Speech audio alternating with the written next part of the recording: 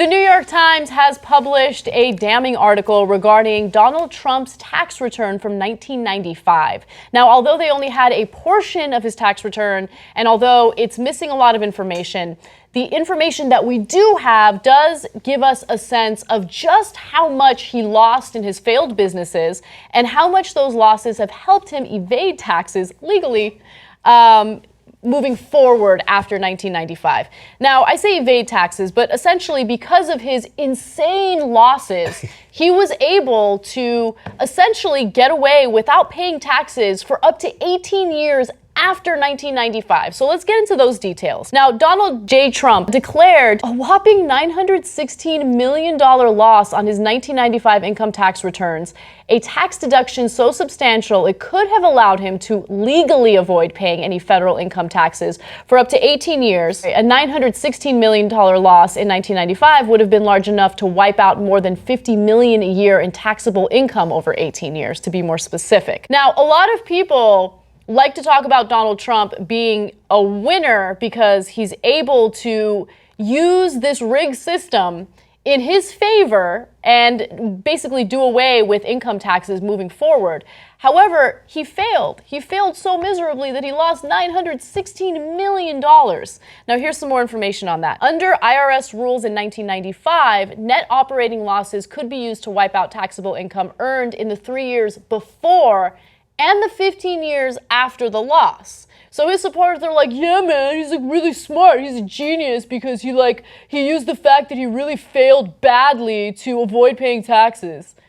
But he still failed really badly. And we'll get into all the different businesses that basically went underwater and the insane amounts of money that he owed as a result of that. But before I get into those details, you guys jump in. What do you think about all this? Well, I don't know about you, Jimmy. Sometimes I'll go to lunch with like my agent or manager or something, and the bill comes and it's like $150, and I'm like, am I allowed to write this off? I don't know, and I feel a little guilty. It was a good lunch, but hey, $916 million. I feel good about writing off $150. I mean, this guy is getting away with murder. I know it's legal. Yeah. But still, it's dirty. And because the part of it too is the way the system is set up. I read that even though he lost $916 million or whatever it was, he continued to live his lavish lifestyle. I think they said something like there was some settlement or some sort of agreement where he was able to show that he needed $450,000 a month for his lifestyle. So he continues to live with that. I mean, this guy's an idiot. Well, what's amazing is, small business owners or the middle class, the working class, if they do anything even remotely wrong in their taxes, or if they do anything remotely wrong in their business and they're unable to stay afloat, I mean, they really do suffer the consequences. Here's a man who's always touting his, how business savvy he is, how successful he is, how well he knows everything about business and international trade and all that, when in reality, he inherited the money that he has and he lost a gigantic chunk of it. So how did he fail? What went wrong in his business and his ventures? Well, it turns out that it was the mismanagement of not one, not two, but 3 Atlantic City casinos, failed airline business, and also the Plaza Hotel in New York City, which, put him underwater as well. So again, $916 million. This is no joke. He lost that. And then, he used it to his advantage, but he only used it to his advantage because the tax code is written in such a way that it benefits the wealthiest. And he wants to continue creating a system that continues benefiting the wealthiest, not the working class, not the middle class, not people like us. Yeah. So, when he was asked at the debate why he didn't pay any taxes, that's what Hillary Clinton said. And he goes, that means I'm smart. That's what he said. Yeah. That means I'm smart.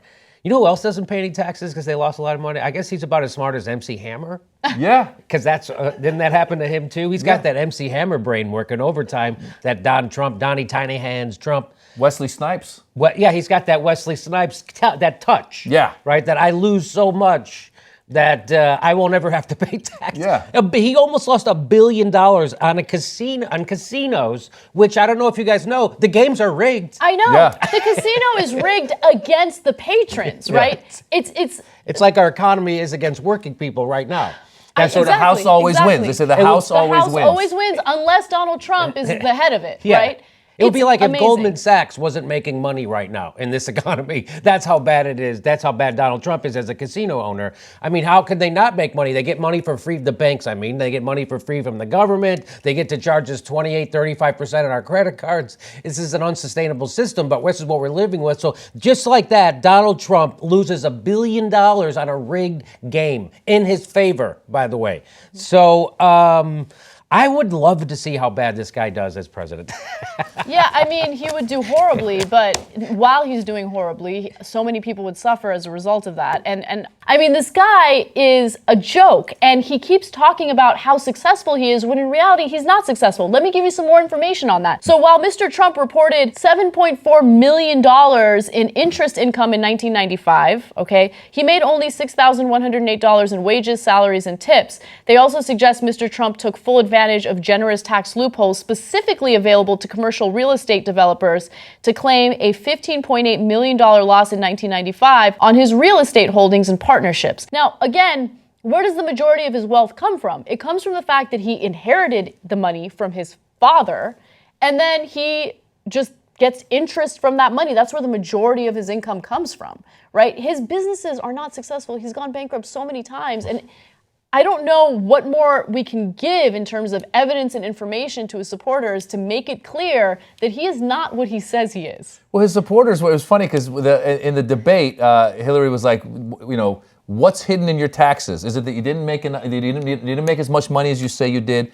Is it that you didn't pay the taxes? Mm-hmm. What's hidden in there? And when she said you didn't make as much money, he goes, no, I have $650 million in the bank. I checked my account today. And I was watching that. I'm like, so this is a man of the people. He was looking at a $650 million bank account today before the debate. Like, how does he sell himself to these people that go, yeah, he's going to fight for us? He's not fighting for you. He's fighting for himself. He never fought for you. All he's ever done is say disparaging things about you, not you specifically, but you as part of, a class of people. And it's just, it makes me so sad to think that we're in the situation that we're in right now, right? Where he is such a horrible candidate. And then even on the Democratic side, I mean, yeah, Hillary's better, but she's not the best candidate either. And, people are feeling frustrated. I think the reason why a lot of people do support him is because they're angry. They feel like they see a system that's rigged against them, and Donald Trump speaks out against it, but he doesn't speak out against it because he really plans on changing it. He's been benefiting from that rigged system. This story is a perfect example of that. You think he wants to change a system that's allowed him to avoid paying income taxes for up to 18 years? No, he's not going to change that. He thinks he's a genius for taking advantage of that. Yeah. And so I think what we're witnessing, I'm not an economist, but it seems like the failure of global capitalism. And people want to dress it up like Brexit and make it all about racism. And they want to make Trump all about racism. But certainly there are big elements of that. But that's classic, right? I mean, that's classic. Fascism has scapegoats. And so what created Trump is the problem. What created Trump is a political class that it's turned its back on its workers. So I just think that speaks for bigger things, right? I think that Trump is a symptom of a problem, and he's not the problem. And I think that, Hillary Clinton, it looks like she has the electoral advantage. She will be president. I just hate to see what's going to happen in another 4 years. That's what's going to happen. That's what I'm afraid of. I think you're right. I think that there's changes that we can make with grassroots movements, and hopefully. You're right. The system is not set up at all. The reason these people are so upset is because their jobs are gone, and they're not making the money and the livelihood they used to have. But now, I personally, in this case, support Hillary. But I'm the first one to say, when somebody says she's not the perfect candidate, I agree. She's got problems. She's got issues. You're totally right. What I find sometimes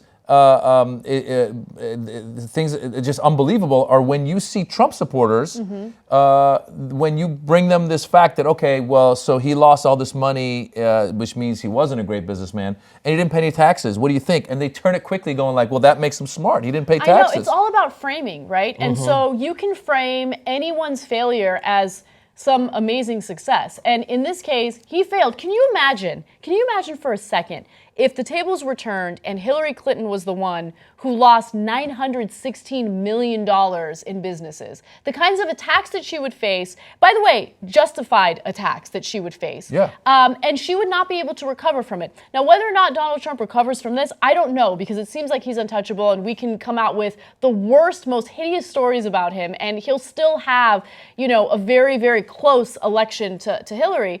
But if the tables were turned and Hillary was the one who was being covered this way in the New York Times, there is no question in my mind that that gap between them would widen in the polls. Yeah, and you know what? Just real quickly, like the thing about the taxes too, where his supporters say it makes him smart. He avoided taxes. I don't want to pay taxes. Do you want to pay taxes? No one wants to pay taxes. Well, I was listening to a piece, and this guy who was a soldier was saying, "Listen, when you don't pay taxes, the equipment that I need to protect me in the theater of war, or our roads that Trump is complaining about, all this stuff, no money is going to that. So if we all played by the Trump rules, then this military that he supports, the restructuring that he wants to do of the infrastructure wouldn't happen." Yeah. Look, I get into a lot of trouble for calling avid Trump supporters dumb, but they're dumb. And the reason why you're dumb is because you're supporting a candidate who is saying that he's smart for not paying taxes.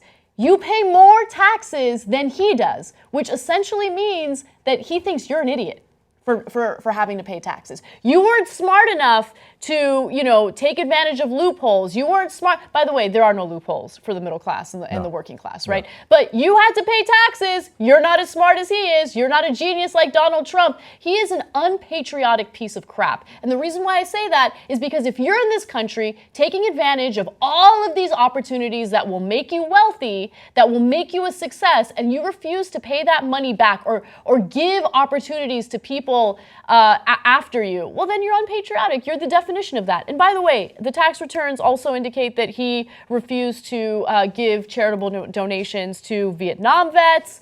Let me tell you that information. The state documents do show Mr. Trump declined the opportunity to contribute to the New Jersey Vietnam Veterans Memorial Fund, the New Jersey Wildlife Conservation Fund, or the Children's Trust Fund. He also declined to contribute $1 toward public financing of New Jersey's elections for governor. Now, look, no one's forced to pay for charity or give donations to charity, but it's just hilarious to me that he talks about how much he cares about our military and our soldiers and our troops when he won't even give any money to the veterans through charitable donations, right? Well, that was the thing that's part of the what you're talking about, the charitable donations. It had come out that he had that fundraiser during one of the last debates, I think, in the primaries, and then the guy investigating went out and started calling all these different veterans groups and going, "Did you get money? Did you get money?" And they were like, "No." And they didn't. And then after the fact, then the Trump, the foundation gave some money to be like, "Oh no, it was coming. It was in the mail." The guy's just. And then he gave that speech where he goes, "I didn't have to do this." Like that's the way he gives charity. I don't have to do this. Like that's the worst way to give charity to people. The thing is, when he cheats on his taxes, it's just like when he cheats on his wife, except with his taxes, it's America he's fucking behind our backs. Right? That's exactly right. And we'll leave it at that.